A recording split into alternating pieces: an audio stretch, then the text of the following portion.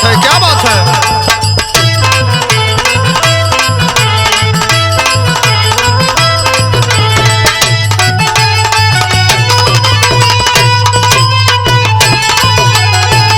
जियो मालिक जियो।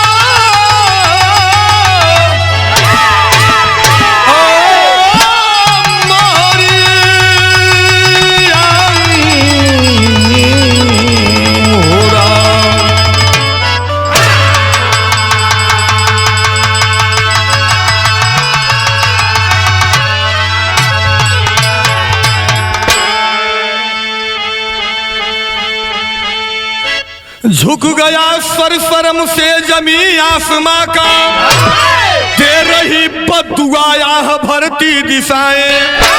धर्म के आग में जल गई जिंदगी, आज मजलूम फरियाद किसको सुनाए। धर्मधारी फंसे धर्म के जाल में, आज मंजर मानव का बिखर ही गया।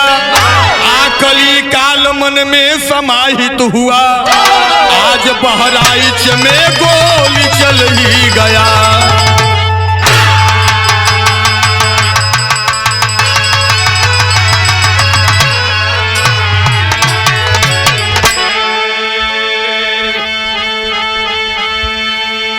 झुक गया सर शर्म से जमी आसमां का।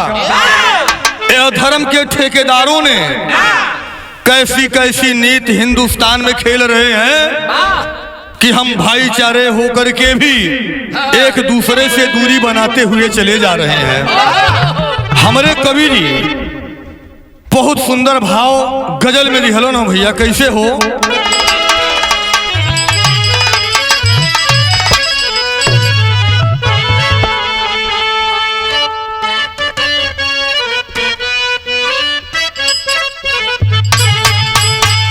हीरा भैया कुल ऐसा गजली है कि जौने बिरहा में पड़ जाते हैं, बिरहा रंग पे उतर जात रहल। लेकिन आजकल जैसा गवैया हो गई ऐसा गजल और कव्वाली हो गई।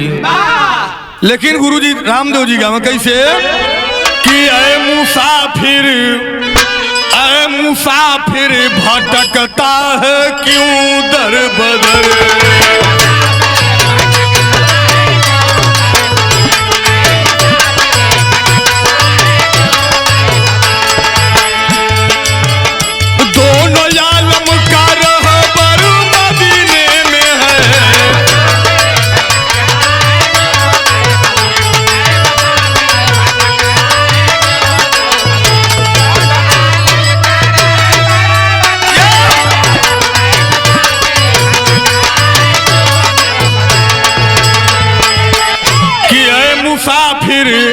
भटकता है क्यों दर बदर, दोनों आलम का रहबर मदीने में है।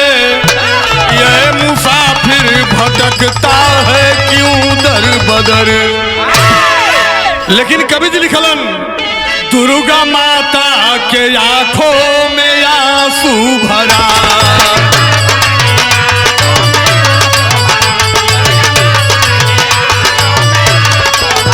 धर्म की आग में खेल खेलते रहे,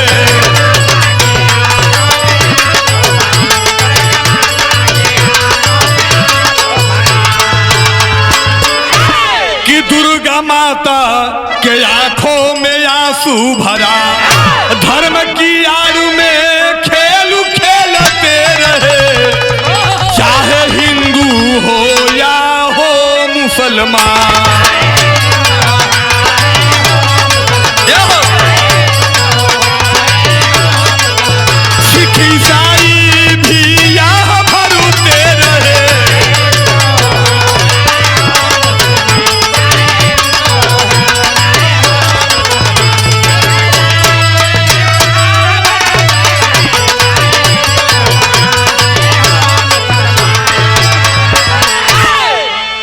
बहराइच कांड को देखते हुए माँ दुर्गा की आंखों में भी आंसू आ जाते हैं।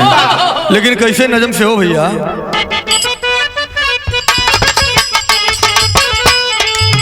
मालिक ने दुनिया में तो है इंसान बनाया,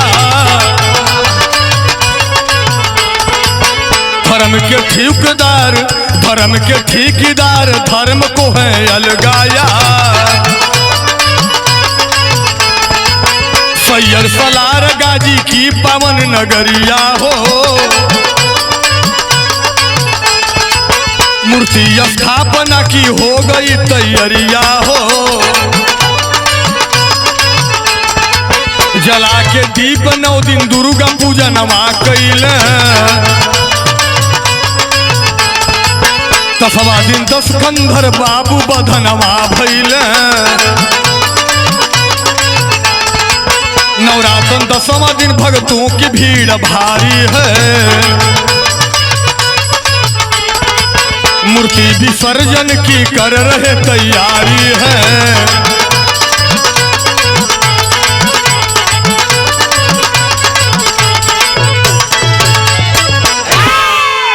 भैया हो, बहराइच में आज लोग हिंदू धर्म के मानने वाले या अपने आप को बताने वाले माता दुर्गा जी का प्रतिमा बैठाए हुए हैं। 9 दिन बड़े धूमधाम से माँ का पूजन कीर्तन वंदन हुआ है। लेकिन 10वां दिन जब बाबूजी रावण का वधन होता है तब मूर्ति विसर्जन के लिए लेकर के लोग चलते हैं। और समय बिरहा में भाव लगा, एक लाइन तर्ज लगल।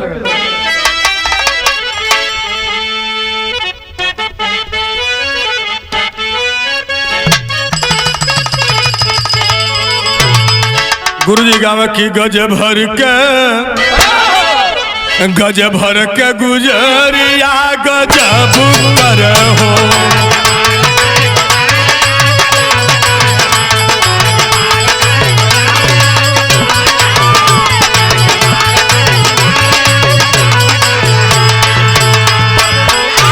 लेकिन कवि जी लिखलन, का लिखलन भैया कि भक्त माई के मूर्तिया उठावे लगल ना।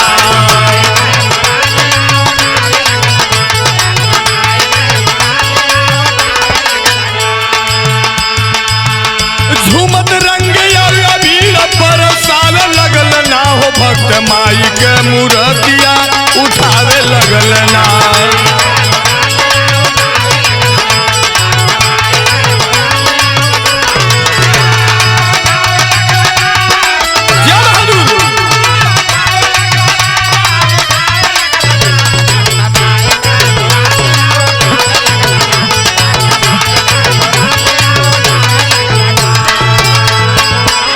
लेकिन ग्राम महाराजगंज मस्जिद के समनवा डीजे पे बजावल भक्त असलील गनवा।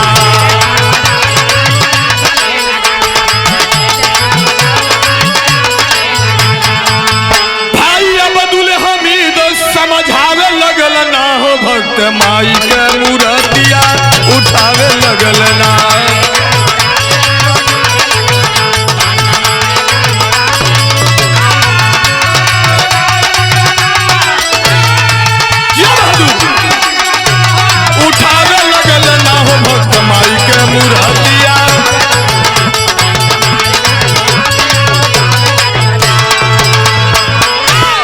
मूर्ति लेकर के लोग चलते हैं। लेकिन आजकल रीत हो गए, मूर्ति तो लोग बैठा लेत बा, लेकिन डीजे पर जौने जौने अश्लील गाना भाई बजत कि एक परिवार में बैठ के सुने लायक गीत नहीं है। मूर्ति लेकर चले हैं, अश्लील गाना डीजे पर बजा है। लेकिन वहीं पर एक बुजुर्ग जिसका नाम बाबूजी अब्दुल बतलाया गया, आवाज देता कि का भैया क्या यही धर्म रह गया है? माँ की प्रतिमा को लेकर जा रहे हो और गाना बजाता समियाना के चुप ढूढ़िए में घूम, यही भजन है। समझावे लगलन ई बतिया जोन बा जे अपने आप के हिंदू धर्म वाला रहल, जे माता जी के बड़ा प्रेम करत रहल, उनके मिर्ची लग गई। आज मिर्ची लगल तो बिरहा में एक लाइन तर्ज लगल।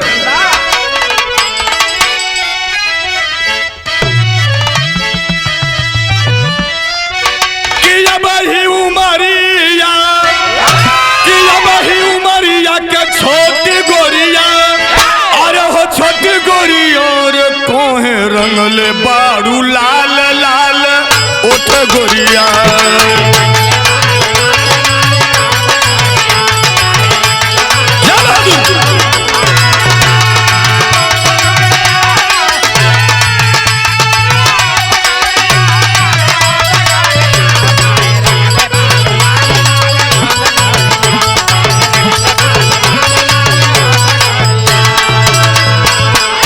लेकिन भैल का भैया हो कि बोला या बदुल हमीद कर विचार बबुआ, कर विचार बबुआ हो काहे करेला धर्म से खिलवाड़ बबुआ।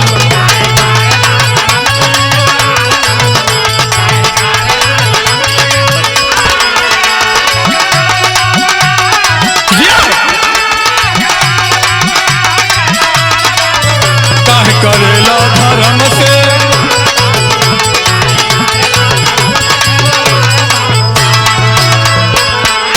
हिंदू मुसलमान सिख ईसाई आपस में सब लोग बात भाई भाई।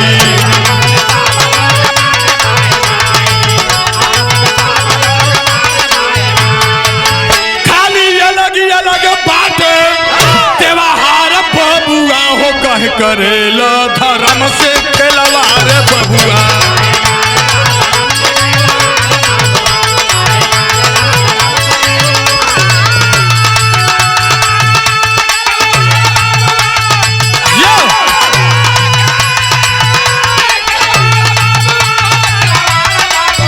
काहे करेला धर्म से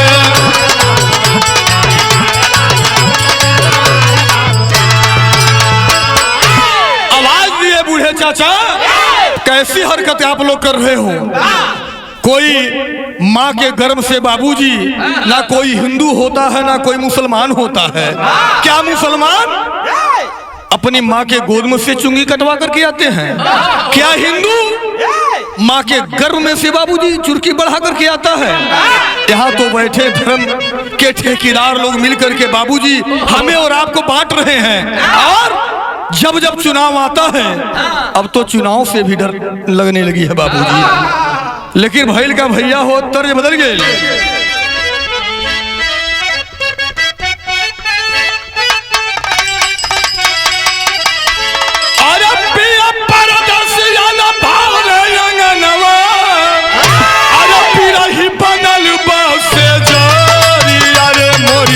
उड़ी उड़ी जाले आचारिया,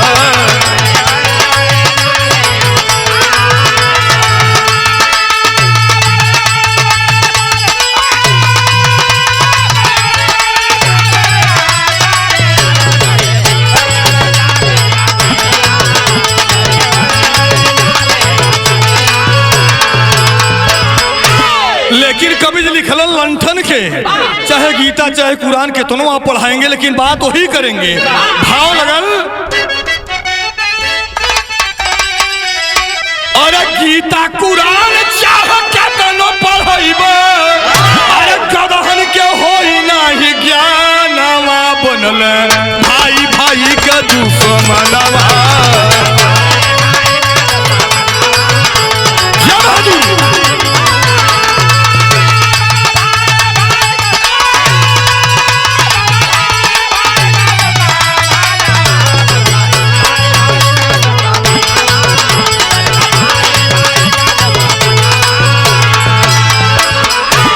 सत्ता की रोटी जाति मजहब की आँच हो, देशवा में से के बनी के चला कहो।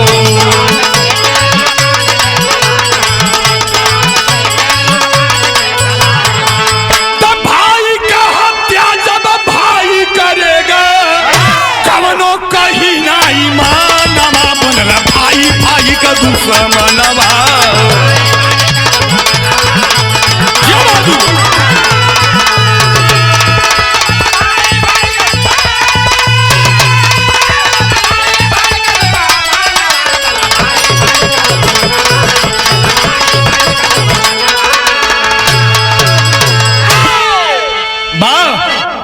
लोग कहते हैं गीता कुरान सारे ग्रंथ एक हैं, लेकिन हमें क्यों नहीं एक होने दिया जाता है बाबूजी?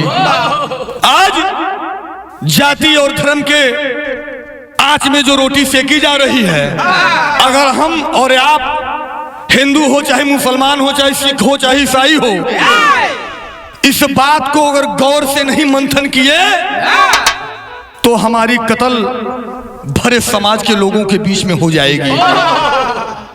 इसलिए कहना बा कैसे हो,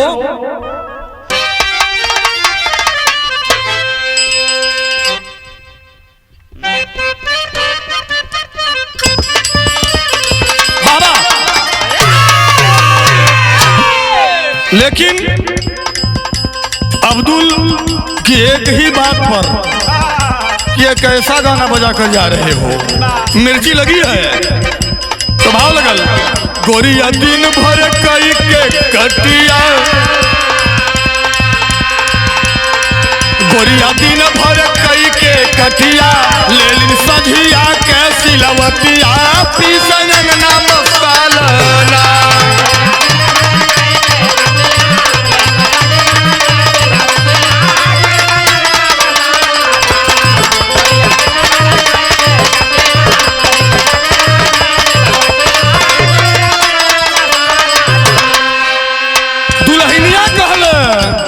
सैया बेदर्दी कटिया करावे हमसे धोवावे बोझा,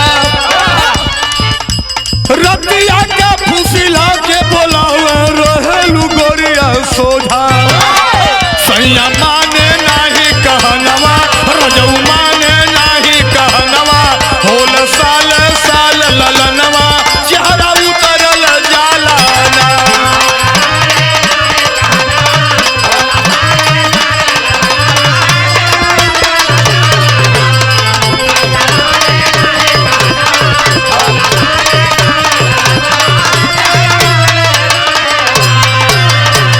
लेकिन कभी जब विरहा में लिखल भैया तैयारी रहे कि जब दुल्हा में दवाली बतिया,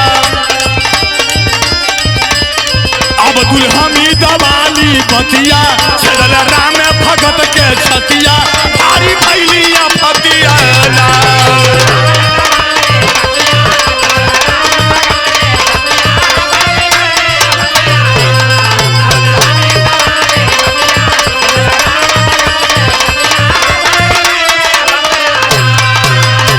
हिंदू मुसलिम में झड़प सरूबा भीड़ भइल बा भारी, गोपाल मिश्रा रेलिंग तोड़ जब झंडा दिहल फारी, दंगा बढ़ा दिया उत्पतिया, दंगा बढ़ा दिया उत्पतिया, दोनों के एक ही मतिया, भारी भइलिया फतिया ना।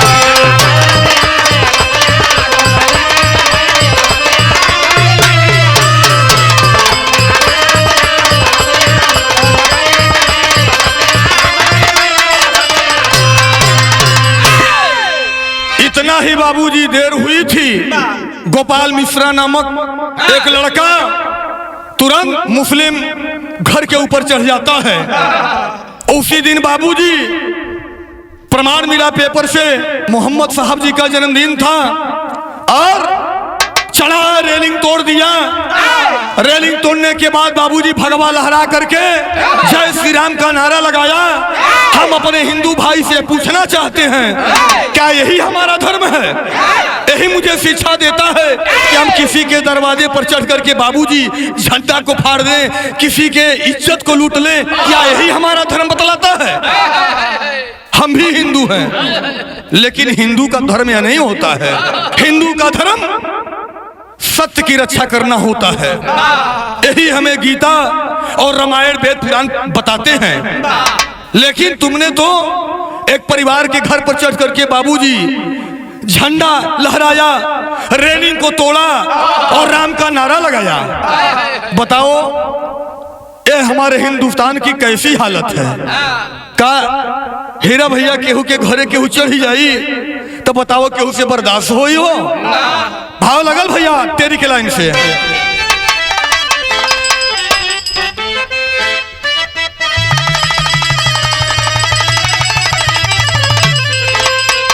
अरे ये हमारा दुर्गा पूजन रहल, हाँ ये हमारा दुर्गा पूजन रहल, वो हमारा नूर मोहम्मद झंडा उड़ल का गनवा, अरे का गनवा, अरे का गनवा। कवि जी पापड़ में लिखल भैया, अरे धर्म जाल में फंसे यहाँ दुर्गा मैया नैया यध जल में, अरे धर्म जाल में फंसी है दुर्गा मैया नैया यध जल में, अब फंसे मोहम्मद साहब राम रघुरैया नैया अध जल में।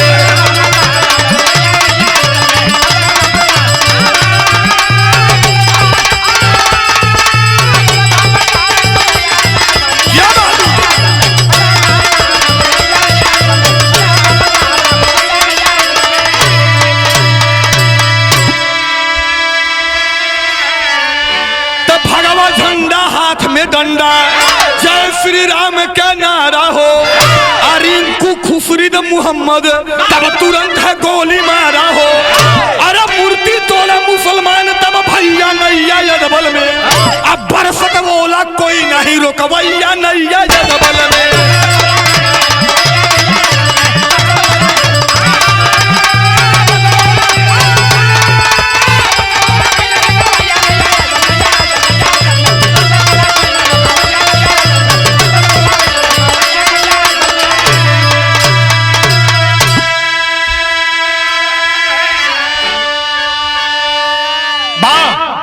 किसी ने झंडा फाड़ा तो किसी ने प्रतिमा पर पत्थर फेंका।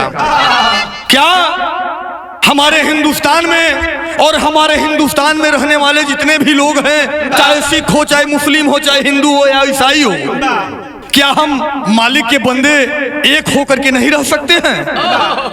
लेकिन क्या किया जाए, इस जमाने में राजनीतिक रोटी सेकने वाले केवल धर्म और जाल में फंसा करके बाबूजी अपने वोट का बैंक खींच रहे हैं, हमें और आपको फंसा करके। लेकिन हमें आपको यह मालूम नहीं है, गुमराह किया जा रहा है। लेकिन अभी समय है, अगर हम एक नहीं हुए तो शायद आने वाले समय में हमारा अधिकार ये सब लेकर के बैठ जाएंगे बाबूजी। जिस तरीके से हिंदू मुस्लिम के सामने अंग्रेज व्यापार करने के लिए हिंदुस्तान के धरती पर आए थे, लेकिन व्यापार करते करते बाबूजी हिंदुस्तान पर राज करना वो चालू कर दिए। लेकिन न अब कोई सुभाष चंद्र बोस हो सकता है, ना कोई अब्दुल हमीद हो सकता है, ना कोई अशफाकुल्लाह हो सकता है। अब तो होगा वही जो पत्नी की आंचल में सोना जानता है। कवि जी आल्हा के लाइन में लिखल भैया,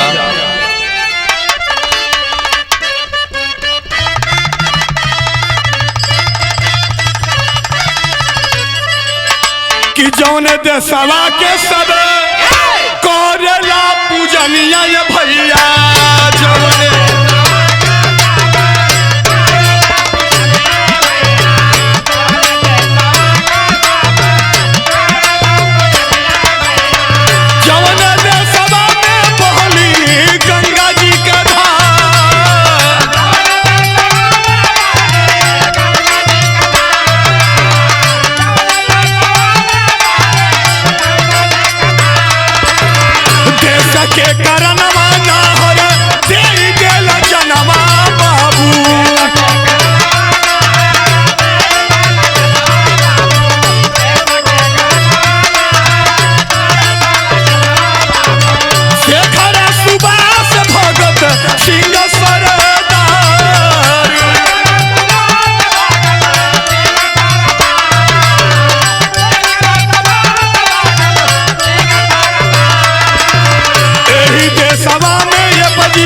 अब्दुल कलाम रहल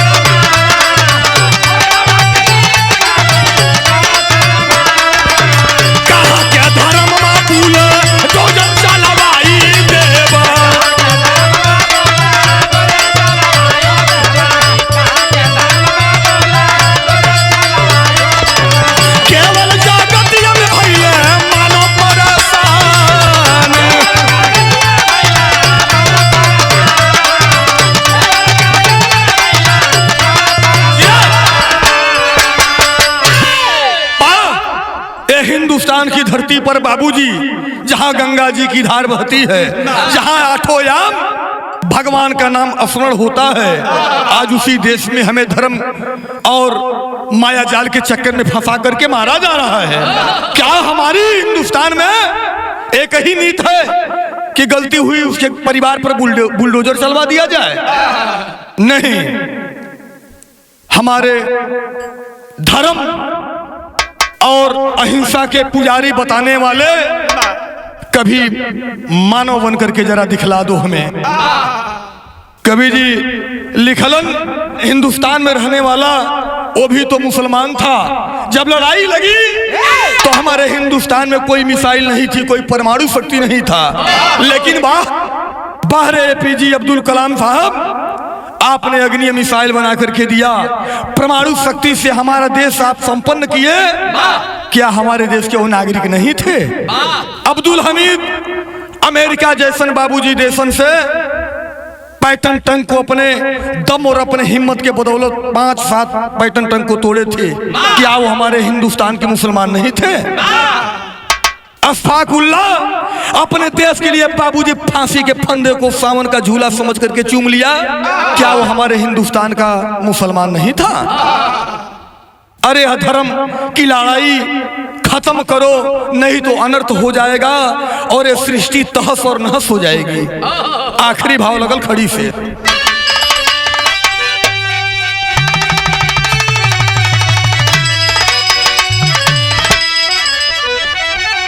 भैया हमार चारों भैयन से एक के विनती बा, हिंदू मुस्लिम सिख ईसाई, ये चारों भैयन से हमार विनती का बा,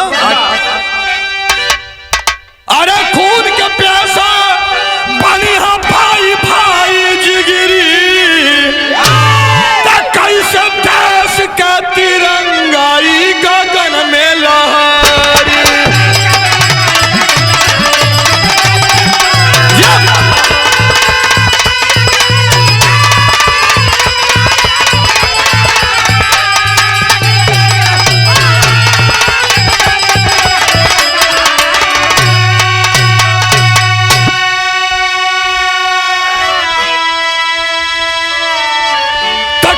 मुसलमान भाई हिंदू के सतावेला, काहे हिंदू भाई मुसलमान के जरावेला।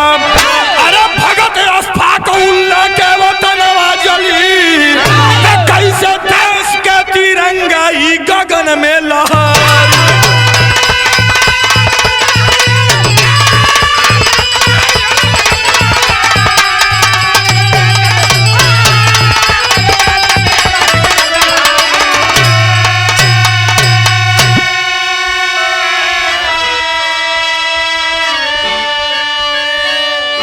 हमारे देश का तिरंगा हजारों नहीं करोड़ों खूनों से सुसज्जित होकर के बाबूजी हिमालय के चोटी पर लहरा रहा है।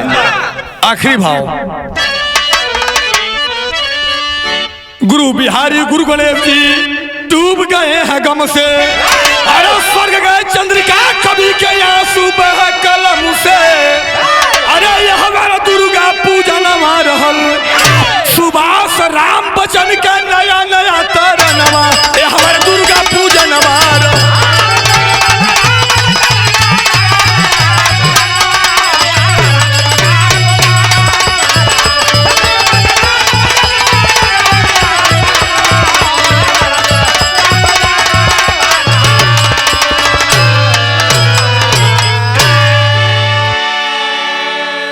बहुत बहुत धन्यवाद।